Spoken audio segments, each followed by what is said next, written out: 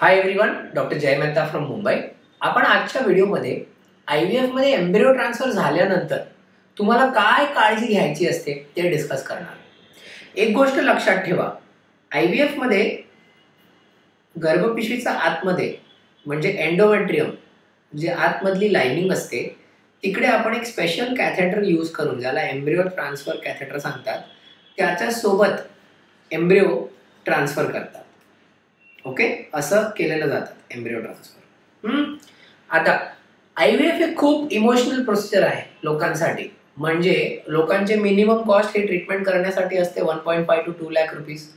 त्या सिच्युएशन मध्ये त्यांच्या मनात काय असतो, बाबा जेवढी पाहिजे तेवढी मी काळजी घेणार, पण मला ह्या ट्रीटमेंटमध्ये प्रेग्नंट व्हायचं आहे, कसं पण करू. ऑलराईट. आणि ह्या गोष्टीला घेऊन लोकांच्या मनात भयंकर मिसकन्सेप्शन असतात.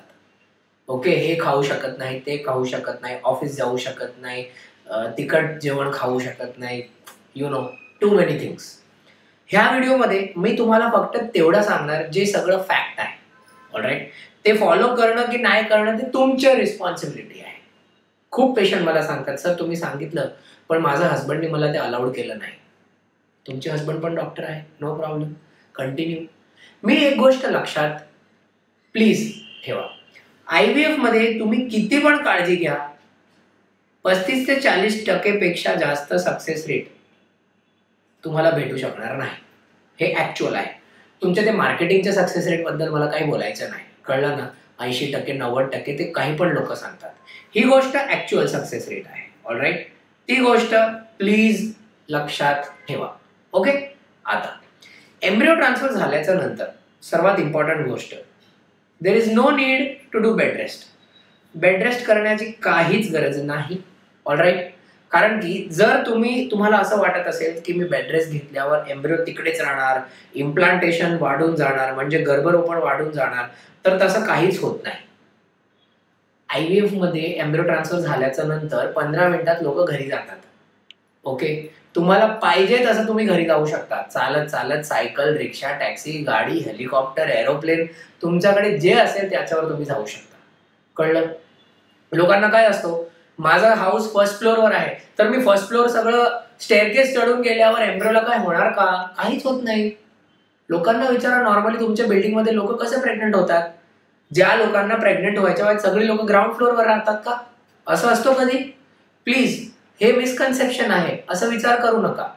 You can climb stairs. Okay, ही गोष्ट खूप इम्पॉर्टंट आहे. लोकांना असं वाटतं की ते लोक काहीच करू शकत नाही. नाही बाबा, तुम्ही सगळंच करू शकता. ईट एव्हरीथिंग. तुम्हाला पाहिजे आणि तुम्हाला जे आवडतं ते तुम्ही प्लीज जेवण करा. माझी तुम्हाला हात जोडून विनंती आहे. ओके. तुम्हाला चिकन खायचंय, ईट. तुम्हाला फिश पाहिजे, नो प्रॉब्लेम. तुम्हाला मॅकडॉनल्ड्सचे बर्गर पाहिजे, no problem. Okay. Absolutely everything is fine. काही जेवणमध्ये, काही डाएटमध्ये चेंज करून, ते फक्त खूप जास्त ओव्हर स्मार्ट लोक असतात ना, आम्ही हे खात नाही आणि हे आतमध्ये जाणार.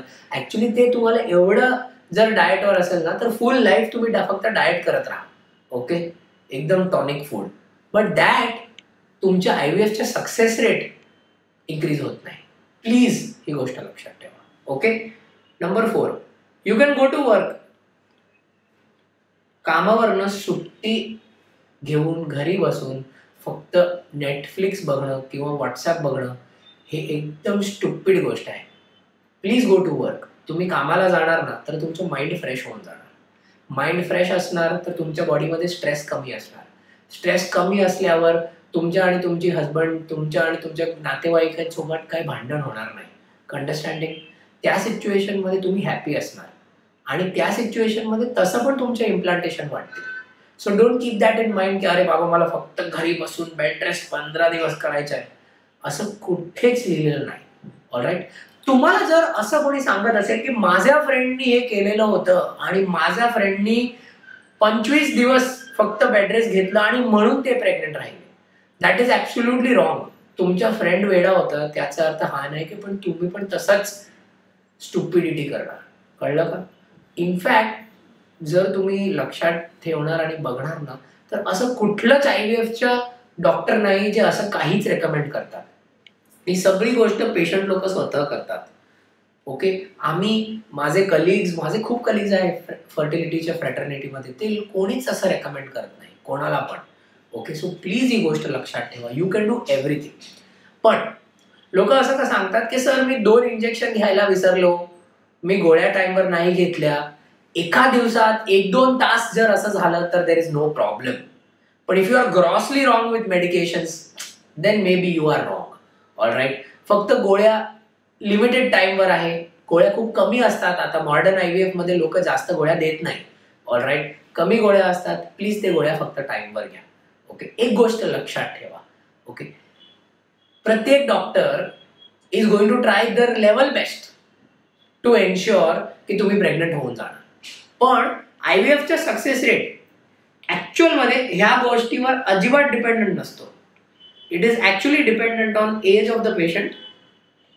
ओके, पेशंटचं वय किती आहे, एम्ब्रियोची क्वालिटी कशी आहे, ओके, आणि युट्रसची क्वालिटी कशी आहे. जर हे 3 गोष्टीवर तुम्ही लक्ष ठेवणार ना तर तुमच्या सक्सेस रेट तसं पण वाढणार. तुम्हाला काही जास्त प्रिकॉशन घेण्याची गरज वाटणार नाही. Understanding?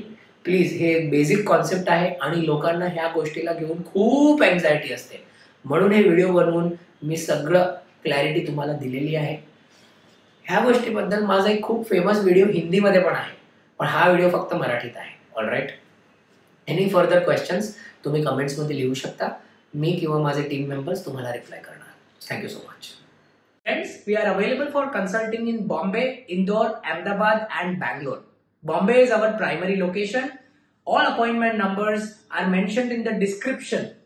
If anyone is genuinely interested, they may contact the hospitals for the same.